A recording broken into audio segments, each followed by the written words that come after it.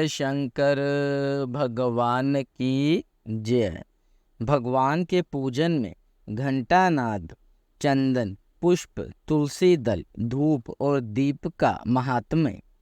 श्री भगवान कहते हैं, घंटा सर्ववादमय है, वह मुझे सर्वदा प्रिय है। मेरी पूजा के समय उसे बजाने से मनुष्य 100 कोटि यज्ञों का फल प्राप्त करता है। घंटा नाद सदा ही करने योग्य है। विशेषता मेरी पूजा के समय घंटा अवश्य बजाना चाहिए। मृदंग और शंख की ध्वनि तथा प्रणव के उच्चारण के साथ किया हुआ मेरा पूजन मनुष्यों को सदैव मोक्ष प्रदान करने वाला है। मेरे पूजन के समय जो घंटा नाद करता है, उसके 100 जन्मों के पाप तत्काल नष्ट हो जाते हैं। जो मनुष्य गरुड़ की पीठ पर लक्ष्मी के साथ बैठे हुए मुझ शंख, चक्र, गदा और पदाधारी विष्णु की पूजा करते हैं, वे मेरे धाम को प्राप्त होते हैं। मेरे समीप गीत, कीर्तन और नृत्य करके मनुष्य अपने पितरों का उद्धार करता है। जो गरुड़ चिन्ह से युक्त घंटा हाथ में लेकर धूप आरती, स्नान, पूजा और विलेपन के समय मेरे आगे प्रतिदिन बजाता है, वह प्रत्येक उपचार में बजाने के बदले 100 चंद्रयान से प्राप्त होने वाले फल को प्राप्त होता है। जो मनुष्य तुलसी काष्टक का घिसा हुआ चंदन मुझे अर्पण करता है, उसके 100 जन्मों के समस्त पातकों को मैं भस्म कर देता हूँ।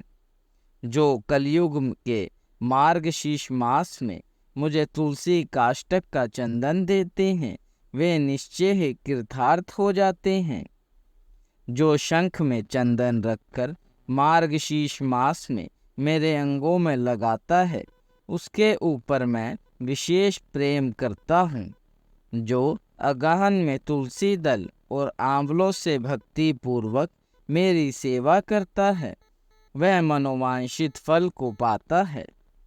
बेला, चमेली, जूही, अतिमुक्ता, कनेर, विजयंती, विजया, चमेली के गुच्छे, कणिकार, कुरेया, चंपक, चातक, कुंद, कचूर, मालिका, अशोक, तिलक तथा अपरयुथिका इत्यादि फूल मेरी पूजा के लिए उत्तम होते हैं। केतकी का पत्ता और पुष्प, भृंगराज, तुलसी का पत्ता और फूल, ये सब मुझे शीघ्र प्रसन्न करने वाले हैं। लाल, नील और सफ़ेद कमल मार्गशीर्ष मास में मुझे अत्यंत प्रिय है। मेरी पूजा के लिए वह ही फूल उत्तम माने गए हैं, जो सुंदर रंग वाले होने के साथ ही सरस और सुगंधित हों। बिल्लव पत्र, शमी पत्र, भृंगराज पत्र और आमल की पत्र, ये मेरे पूजन के लिए शुभ है। वन अथवा पर्वत में उत्पन्न होने वाले फूल और पत्र यदि तुरंत के तोड़े हुए, छिद्र रहित हो, कीट वर्जित हो, तो उन्हें जल से धोकर उनके द्वारा मेरी पूजा करनी चाहिए। बगीचे में खिलने वाले फूलों से भी मेरी पूजा की जा सकती है। जिन वृक्षों के फूल मेरी पूजा के लिए उत्तम माने गए हैं, उनके पत्ते भी उत्तम हैं। फूलों और पत्तों के अभाव में उनके फल भी चढ़ाए जा सकते हैं। इन पत्तों, फूलों और फलों में जो अगहन में मेरी पूजा करता है, उस पर प्रसन्न होकर मैं अपनी भक्ति देता हूँ। जो मनुष्य तुलसी की मंजरियों से मेरी पूजा करता है, वह मोक्ष का भागी होता है। जो तुलसी का पौधा लगाकर उसके पत्तों से मेरी पूजा करता है, वह मेरे निवास स्थान श्वेत द्वीप में आनंद का अनुभव करता है। जो तुलसी दल से प्रतिदिन मुझ लक्ष्मीपति की पूजा करता है, उसके महापातक भी नष्ट हो जाते हैं। फिर उपपातकों की बात तो ही क्या है। बासी फूल और बासी जल पूजा के लिए वर्जित है, परंतु तुलसी दल और गंगा जल बासी होने पर भी वर्जित नहीं है। बिल्लव पत्र, शमी पत्र, चमेली पत्र और कमल तथा कौस्तुभमणि से भी तुलसी दल मुझे अधिक प्रिय है, जिसके पत्ते कटे ना हो और जो मंजरी के साथ हो। ऐसी तुलसी मुझे लक्ष्मी के समान प्रिय है। जैसी कृष्ण और शुक्ल दोनों पक्षों की एकादशी मुझे प्रिय है, उसी प्रकार गौर और कृष्ण दोनों प्रकार की तुलसी मुझे प्रिय है। कुस्तुम्भ आदि असंख्य रतन तभी तक गरजते हैं जब तक कि श्यामा तुलसी की श्याम मंजरी नहीं हो मिलती। जो मेरी पूजा के लिए मांगने वालों को तुलसी दल देते हैं तथा अन्य भक्तों को भी तुलसी दल अर्पण करते हैं, वे मेरे अविनाशी धाम को जाते हैं। जो काले अगुरु के बने हुए धूप से मेरे मंदिर को सुवासित करता है, वह वैष्णव नरक समुद्र से युक्त हो जाता है। गुग्गल में भैंस का घी और शक्कर मिलाकर जो मुझे धूप देता है, उसकी अभिलाषा को मैं पूर्ण करता हूँ। अगुरु का धूप देह और गेह दोनों को ही पवित्र करता है।